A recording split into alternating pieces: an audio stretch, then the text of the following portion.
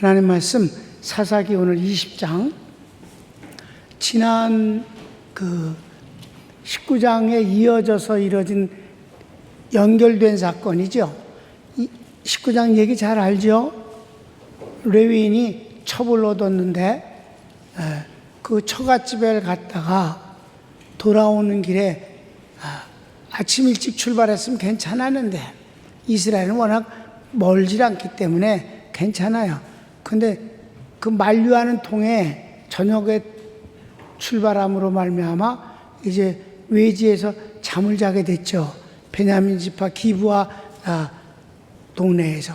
그런데 거기서 아주 끔찍한 일을 당했습니다. 그 비류들이 물론 그 이스라엘 사람들입니다. 그 깡패들이 와갖고 상관하겠다 했을 때 이놈도 웃기는 놈이야. 어떻게 여자를 내주냐고. 그래서 밤새 능욕을 당해서 죽었잖아요. 죽으니까 그 시체를 가지고 가서 토막을 내서 12토막을 12지파에 보냈어요. 그게 이제 지난 시간이고 오늘 이제 이어져서 그것 때문에 뭐가 됐어요? 1번. 이스라엘 자손들이 레위인의 끔찍한 사건으로 나라 전체가 분노하여 미스바에서 여호와 앞에 모였을 때 무장한 병사가 40만이었습니다. 다 뒤집어졌어요. 엄청난 사건이에요. 자, 성경을 읽읍시다. 이에 모든 이스라엘 자손이 단에서부터 브엘세바까지와 길르앗 땅에서 나와서 그 회중이 일제히 미스바에서 여호와 앞에 모였으니 온 백성의 어른 곧 이스라엘 모든 지파의 어른들은 하나님 백성의 총회에 섰고 칼을 빼는 보병은 40만 명이었으며 그렇습니다. 그래서 이제 자세히 듣습니다. 2번. 베냐민 사람들의 악행을 레위인을 통해 자세히 듣습니다. 베냐민 사람, 베냐민 지파니까. 베냐민 지파는 크고 기브아는 지역이에요. 그 지역. 레위인의 그 첩이 죽은 지역이 기브아라는 곳이에요. 근데 그건 베냐민 지파 안에 들어있는 한 동네입니다. 자, 그래서 3절부터 7절까지 우리가 잘 아는 내용이에요. 이스라엘 자손이 미스바에 올라간 것을 베냐민 자손이 들었더라. 이스라엘 자손이 이르되 이 악한 일이 어떻게 일어났는지 우리에게 말하라 하니 레위 사람 곧 죽임을 당한 여인의 남편이 대답하여 이르되 내가 내 첩과 더불어 베냐민에 속한 기브아에 유숙하러 갔더니 기브아 사람들이 나를 치러 일어나서 밤에 내가 묵고 있던 집을 에워싸고 나를 죽이려 하고 내 첩을 욕보여 그를 죽게 한지라. 내가 내 첩의 시체를 거두어 쪼개서 이스라엘 기업에 온 땅에 보냈나니 이는 그들이 이스라엘 중에서 음행과 망령된 일을 행하였기 때문이라. 이스라엘 자손들아 너희가 다 여기 있은즉 너희의 의견과 방책을 낼지니라 하니라. 너희들이 이렇게 모였으니 가장 합당한 결론을 내려서 그 일을 행하주길 바란다 라고 이제 보고를 끝냈어요. 그랬더니 3번. 이스라엘 자손이 베냐민 기브아 사람들에게 벌을 가할 것을 결의하고 베냐민 지파 사람들에게 사람을 보내 기브아 사람들을 넘겨주어 그들을 징계하게 하라고 요구하나 베냐민 사람들이 듣지 않고 도리어 이스라엘 자손과 싸우려고 병사들을 모읍니다. 무슨 말인지 자세히 읽기만 해도 알았죠? 이스라엘이 무조건 전쟁을 하려고 그런 건 아니에요. 베냐민 전체 사람이 무슨 상관 있냐? 이들은 그 기브아 사람들 중에 그 중에서도 그 나쁜 놈들 뿐이다. 그 범죄인들을 우리에게 넘겨주라. 그럼 우리가 그들을 징계하겠다. 그럼 그것으로 끝내겠다. 그랬더니 베냐민 사람들이 못줘 한 거예요. 그리고 오히려 전쟁을 베냐민 지파 혼자서 그 이스라엘 전체하고 전쟁을 하려고 병사를 모으더라 이 말이에요. 근데 이 이스라엘 사람들의 병사가 지금 보병만 뭐 보병이지 공군이 어디 있겠어, 해군이 어디 있고. 40만이라 해서 40만이다 그랬어. 40만인데 이들이 모여봤자, 베냐민 지파가 다 모여봤자 40만 되겠냐고. 그래도 전쟁을 하겠다고 뭐더라 이 말이에요. 왜냐하면 그 베냐민 사람들이 워낙 강해요. 자기들이 강한 거를 아주 확신하는 가운데서 그 짓들을 했어요. 성경을 읽읍시다. 모든 백성이 일제히 일어나 이르되 우리가 한 사람도 자기 장막으로 돌아가지 말며 한 사람도 자기 집으로 들어가지 말고 우리가 이제 기브아 사람에게 이렇게 행하리니 곧 제비를 뽑아서 그들을 치되 우리가 이스라엘 모든 지파 중에서 100명의 10명, 1000명의 100명, 10,000명의 1000명을 뽑아 그 백성을 위하여 양식을 준비하고 그들에게 베냐민의 기브아에 가서 그 무리가 이스라엘 중에서 망령된 일을 행한 대로 징계하게 하리라 하니라. 이와 같이 이스라엘 모든 사람이 하나같이 합심하여 그 성읍을 치려고 모였더라. 이스라엘 지파들이 베냐민 온 지파에 사람들을 보내어 두루 다니며 이르기를 너희 중에서 생긴 이 악행이 어찌 됨이냐. 그런즉 이제 기브아 사람들 곧 그 불량배들을 우리에게 넘겨주어서 우리가 그들을 죽여 이스라엘 중에서 악을 제거하여 버리게 하라 하나 베냐민 자손이 그들의 형제 이스라엘 자손의 말을 듣지 아니하고 도리어 성읍들로부터 기브아에 모이고 나가서 이스라엘 자손과 싸우고자 하니라. 그때에 그 성읍들로부터 나온 베냐민 자손의 수는 칼을 빼는 자가 모두 26,000명이요 그 외에 기브아 주민 중 택한 자가 700명인데 이 모든 백성 중에서 택한 700명은 다 왼손잡이라 물매로 돌을 던지면 조금도 틀림이 없는 자들이더라. 그렇습니다. 이렇게 기브아 사람들 중에 700명 아주 특공대예요. 그래서 다윗이 골리앗을 때려 죽인 그 물매, 그걸 정확하게 가서 살을 맞춰서 죽인다 이 말이에요. 그네들이 아주 자신만만하고 악질 부리는 거지. 겨우 2만이에요. 26,000. 그 중에 특공대가 700이고 저쪽은 40만이니까 저들이 뭐라 그랬어. 우리가 어떻게 다 싸우겠냐 걔네들을. 그러니까 제비를 뽑아서 10명에 하나, 100명에 10, 1000명에 100명 이렇게 꼽아갖고 그들을 위해서 우리가 다 준비해서 보내면 그들이 가서 싸우면 된다. 이렇게 아주 뭐 숫자적으로 비교가 안 되니까 그런 여유를 부리고 있었어요. 그래서 이제 전쟁이 일어나는 거지. 자, 4번. 이스라엘 자손이 하나님께 여쭈어 누가 먼저 전쟁에 나갈까요 하니 유다가 나가라고 하십니다. 자, 17절 18절을 읽읍시다. 베냐민 자손 외에 이스라엘 사람으로서 칼을 빼는 자의 수는 40만 명이니 다 전사라. 이스라엘 자손이 일어나 베델에 올라가서 하나님께 여쭈어 이르되 우리 중에 누가 먼저 올라가서 베냐민 자손과 싸우리이까 하니 여호와께서 말씀하시되 유다가 먼저 갈지니라 하시니라.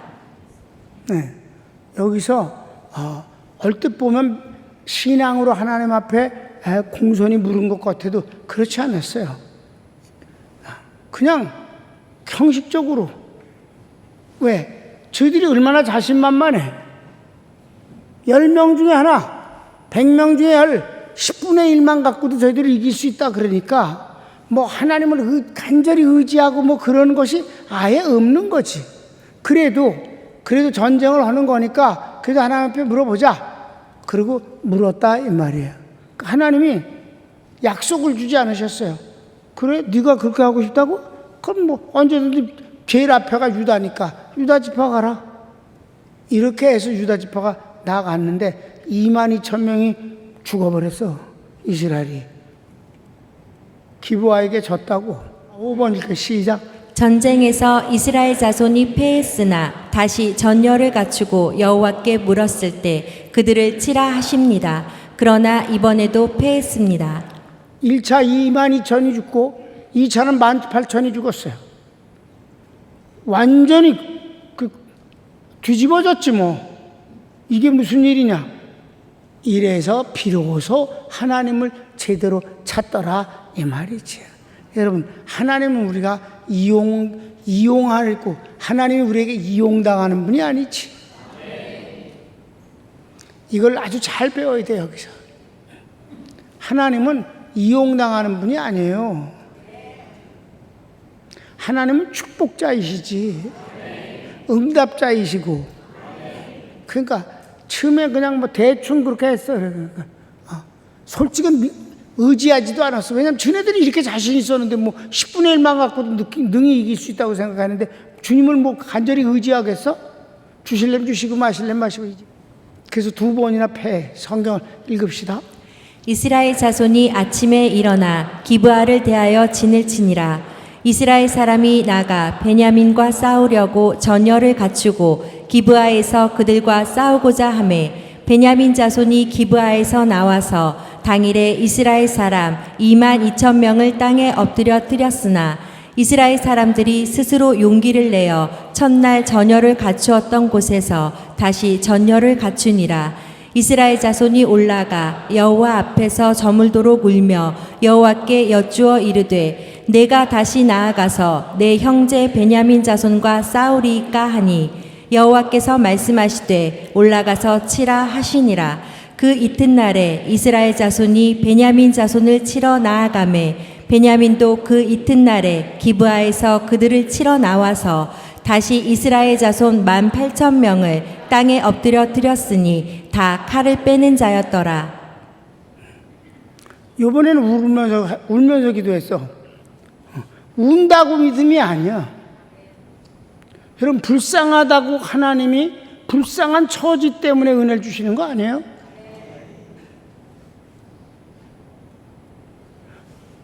무식하고 들이댄다고 하나님이 응답을 주시는 게 아니에요?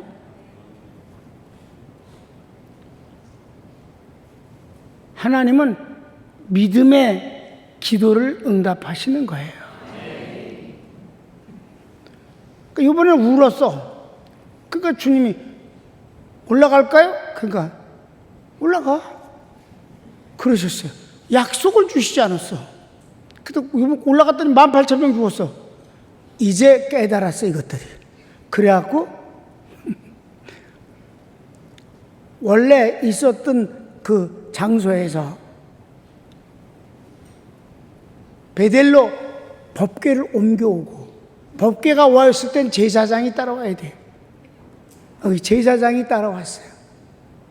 이번에 제사장이 하나님 앞에 기도를 했어요. 하나님이 응답을 주십니다. 내가 네 손에 그들을 붙이리라. 응답이 중요한 거예요. 네 마음대로 해라. 그건 응답 아니에요. 원래 지 마음대로 하려고 그랬었으니까. 그 네 마음대로 해. 자, 이게 다르다는 사실을 실로에 있던 법궤를 모시고 오고 제사장, 대제사장도 같이 모시고 왔다. 이번엔 대제사장이 하나님 앞에 기도했다. 그 대제사장 이름이 우리가 너무 잘 알고 사랑하는 비느하스다. 그럼 여러분이 이렇게 생각하잖아. 아니, 비느하스가 언제 때 사람인데 지금 그냥 사사가 지금 몇 명이 죽고 살고 세월이 30년 또 사사가 나와갖고 50년 평안. 그럼 도대체 비느하스가 800살이냐 지금? 이러면 안 되잖아, 그치? 그러니까 여러분, 뭘 알 수가 있어요? 이 사건은 이스라엘이 가나안 땅에 도착한 초기 때 있었던 사건이다. 알았습니까? 이게 순서대로 기록된 게 아니라 원래 사사는 어디서 끝났어요? 삼손으로 끝난 거예요. 삼손으로 끝나고 이제 에필로그가 된 거예요. 이 사사가 이렇게 진행됐는데 처음에 이랬기 때문에 하나님이 사사 쓰셨다. 이제 내가 여러분 한편된 사이라는 그 공부했잖아요. 다 기억하죠, 여러분? 고마워요, 다 기억해서. 거기에 내 원고를 가져왔어요, 오늘. 자, 그러니까 우선 읽읍시다. 자, 읽을까요? 이스라엘 자손이 하나님 앞에서 금식하고 제사를 드립니다. 하나님의 언약궤와 대제사장 비느하스가 주님을 모셨습니다. 하나님께서 비느하스에게 응답을 주십니다. 중요한 건 응답을 주셨다는 거예요. 하나님은 비느하스에게 응답을 주신 거예요. 그러니까 주의 종이 중요한 거예요. 이것들이 막 울고불고 땅을 치고 그래도 소용없어. 하나님하고 통로가 열리는 것이 중요한 거다. 통로. 자, 성경을 읽을까요? 이에 온 이스라엘 자손 모든 백성이 올라가 베델에 이르러 울며 거기서 여호와 앞에 앉아서 그날이 저물도록 금식하고 번제와 화목제를 여호와 앞에 드리고 이스라엘 자손이 여호와께 물으니라. 그때에는 하나님의 언약궤가 거기 있고 아론의 손자인 엘르아살의 아들 비느하스가 그 앞에 모시고 섰더라. 이스라엘 자손들이 여쭈기를 우리가 다시 나가 내 형제 베냐민 자손과 싸우리이까 말리이까 하니 여호와께서 이르시되 올라가라. 내일은 내가 그를 내 손에 넘겨주리라 하시는지라. 아멘. 약속을 주셨다. 하나님은 약속하신 걸 반드시 이루시는 분이에요. 앞부분 두 번 다 약속을 한 번도 안 하셨어요. 올라가리까? 올라가라. 누가 먼저 올라갈까요? 유다가 항상 앞이니까 유다가 올라가라.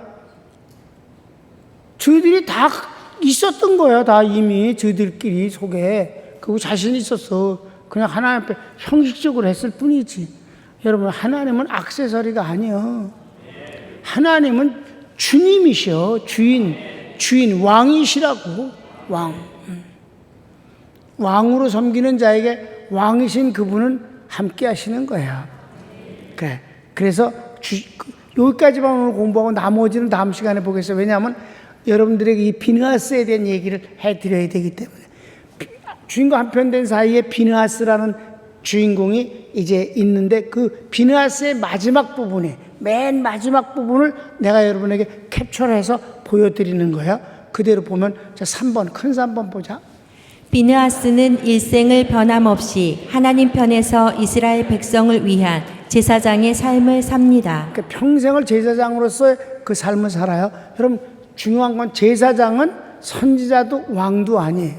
정치와 아무 상관이 없어요. 하나님 앞에 예배만 드리는 거예요. 아셨습니까? 주의 종은 하나님 앞에 예배를 드리고 성도들을 신앙으로 키우고 하나님 응답만 받으면 되는 거예요. 다른 짓거리 할 필요가 없는 거예요. 비느하스가 대단한 인물이고 창을 꿰서 남녀를 꿰 죽이는 용기도 있었고 대단한 인물이지만 그가 제 대제사장이 되어졌을 이후엔 그런 모습이 보이지 않아요. 그냥 대제사장일 뿐이야. 아셨습니까? 그래서 그 일생에 한 일을 몇 가지만 추렸거든요. 1번 가로치기 1번. 광야 생활에서 마지막 미디안 전쟁에서 제사장으로 하나님의 성구를 모시고 출전하여 전쟁을 지휘하고 승리합니다. 네, 그래. 이때 발람도 죽이고 전부 승리하는 거예요. 한 사람도 이스라엘 사람 죽은 사람이 없어요. 아버지 엘리야살은 여호수아하고 딱 사령부에 저 위에서 보고 있고 아들 비느하스가 나팔을 불면서 여러분 그때 나팔 나서 한번 불었잖아. 나팔을 분 사람이 비느하스이고 전쟁을 총 지휘했다 이 말이에요. 그래서 아주 완벽한 승리를 거두었어. 그죠? 그 다음에 가로치기 2번은 이 전쟁에서 미디안 남자와 여자를 다 죽이고 미디안의 5 왕과 발람을 죽입니다. 그러나 이스라엘 군인은 한 명도 죽지 않습니다. 그래요. 가로치고 3번은 요단 동편의 2 지파 르우벤 갓지파와 반지파 므낫세 지파의 법적 문제가 생겼을 때 대표로 가서 결론을 내립니다. 그거는 뭐냐면 이스라엘 민족이 요단강을 건너면 그건 요단 서편이라고 그래. 그러나 이 가나안 땅은 요단강 동편도 가나안 땅이다 이 말이에요. 그런데 이 가나안 땅에 이미 거기서 오래 머물렀었기 때문에 2 지파 반이 우린 여기서 살겠다 이렇게 했어요. 원했어요. 여호수아가 좋다 여기서 하라. 그럴 때 여기에 이제 문제가 생긴 거예요. 그랬을 때 비느하스가 가서 이 모든 문제를 잘 정리를 해서 너희들이 강 2편이라고 해서 무슨 다른 민족처럼 살아서는 안 된다. 모든 조세를 드리고 모든 하나님을 섬김에 조금도 빈틈이 없어야 된다. 이 약속을 받고 그래서 돌에다가 이제 빚어 세워서 언약을 하고 그리고 돌아왔어요. 아주 비느하스가 일을 멋지게 이걸 정리를 한 거예요. 여호수아가 바빠서 이런 건 못해. 그 다음에 4번 이게 오늘 여기가 이게 나오는 거 이게 4번 시작. 베냐민 지파의 반란 때 제사장으로 섬겨 승리합니다. 바로 이 얘기야. 이게 비느하스의 마지막 장면이에요. 그건 우리가 이제 우리가 이미 읽었어요. 한번 28절 한 절만 다시 한번 읽을까? 28절 시작. 아론의 손자인 엘르아살의 아들 비느하스가 그 앞에 모시고 섰더라. 이스라엘 자손들이 여쭈기를 우리가 다시 나아가 내 형제 베냐민 자손과 싸우리이까 말리이까 하니 여호와께서 이르시되 올라가라 내일은 내가 그를 내 손에 넘겨주리라 하시는지라. 아멘. 이스라엘 손에라고 안 해서 네 손 비느하스에게 주겠다. 왜? 이스라엘 사람들이요 하나님 앞에 얼마나 지금 잘못하고 있어요. 이미 19장에서도 읽었잖아. 그 싹군 레위 제사장 얘기도부터 해서 모든 막 미신들 섬기고 우상 만들고 엉망이었잖아. 이때 이미 그렇게 조짐이 안 좋았었어요. 왜? 자, 큰 4번 이게 이제 비느하스의 하나님과 한편된 사이의 비느하스 편의 마지막 장면이에요. 4번. 여호수아, 엘르아살, 갈렙이 죽고 난 후 세월이 흘러 이스라엘 백성들이 하나님의 은혜를 알지 못하고 타락한 세대가 옵니다. 하나님 편에 선 지도자, 선지자, 제사장이 없기 때문입니다. 그래요. 그렇습니다. 그렇기 때문이에요. 그러니까 비느하스는 참으로 외로운 마지막 외로움을 그 거대한 파괴와 더러워지는 것과 하나님을 떠나는 그것들을 혼자 막을 방법이 없어. 대제사장으로서 있으면서 대제사장은 제사만 지내는 사람이니까. 그래서 자 마지막 내가 쓴 그 글이 있어요. 마지막 글이 그 읽어가 시작. 제사장은 정치에 직접 관여하지 않기 때문에 비느하스의 활동이 보이지 않지만 비느하스가 횃불 언약의 마지막 주자 같다는 생각을 하게 됩니다. 비느하스 이후 이스라엘 백성들은 죄악을 인해 고통의 세월을 보내고 하나님께서 민족을 구원하시기 위해 세우신 사사들이 나타납니다. 이게 여러분 비느하스 때 공부한 그 원고예요.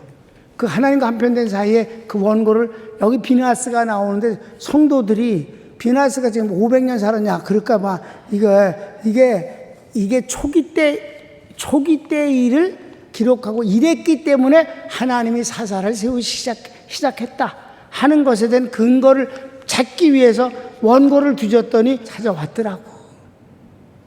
그래서 빈틈이 없게 잘 됐구나. 여러분 이 마지막 그 서술된 내용이 이해가 되잖아요. 그래서 하나님이 그 횃불 언약의 마지막 부분이 바로 비느하스가 그것을 할 때 버겁고 힘든 상황들이었다. 이 뒤에도 비느하스는 어떻게 해볼 방법이 없었어요. 그러니까 막 나라를 빼앗기고 어렵고 그럴 때 하나님께서 이제 사사를 세우기 시작했다. 이게 그러니까 이 끔찍한 사건, 사람을 토막내서 흩어버리고 같은 민족끼리 전쟁을 해서 이렇게 많은 사람이 죽고 하는 이런 어려움은 바로 초기 때 가나안 땅 정착 초기 때 일어난 일이다. 이해되셨습니까? 누가 그럼 비느하스는 한 700년 살았겠네요. 그게 아니라니까. 이랬기 때문에 다시 돌아가서 뭐라고 해요? 그러니까 이제 여러분 끝나는 거예요. 사사기가. 다음 시간에 아주 짧게 끝내. 그렇잖아. 사사기 봐, 성경 봐. 이게 없지. 사사기 안 남았지. 그럼 이제 사무엘에서 나오는 거야. 이제 그러니까 사사기 시대가 끝나고 이제 선지자 시대가 시작되는 거지. 근데 그래서 사사 시대가 올 수밖에 없었다는 그런 배경을 설명하는 것입니다. 손을 모읍시다.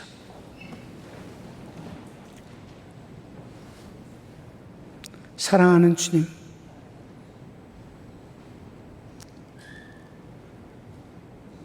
개인들은 아무리 똑똑해도 특별히 하나님과의 관계의 신앙생활이라는 것은 정말 성령님과 말씀에 의한 지도를 받지 않으면 소용이 없습니다.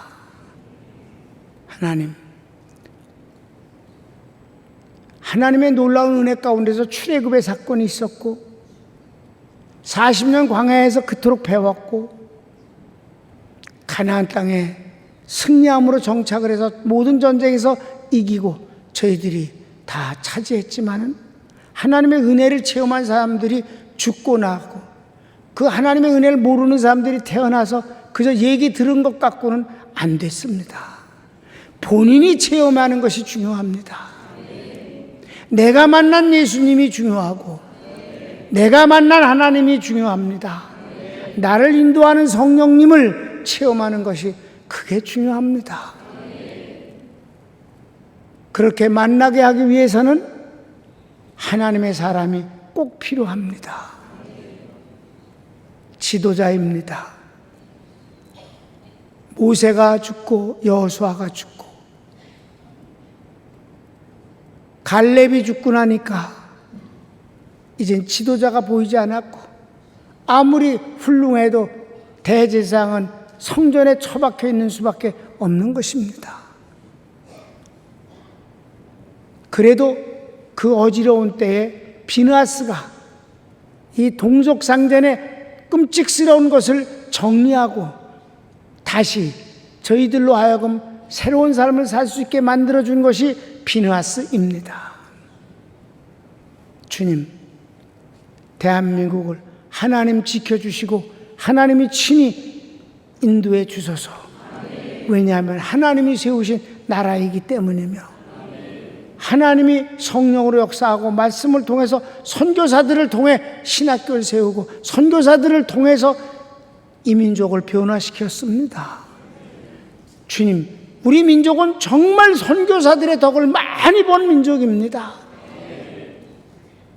그래서 우리가 선교사를 파송하는 일은 귀중한 일이며 바로 그것을 통해서 하나님이 기뻐하시는 역사가 이루어지는 것을 믿습니다. 우리 사랑하는 평강교인들 축복해 주소서. 주님의 이름으로 축복합니다. 아멘.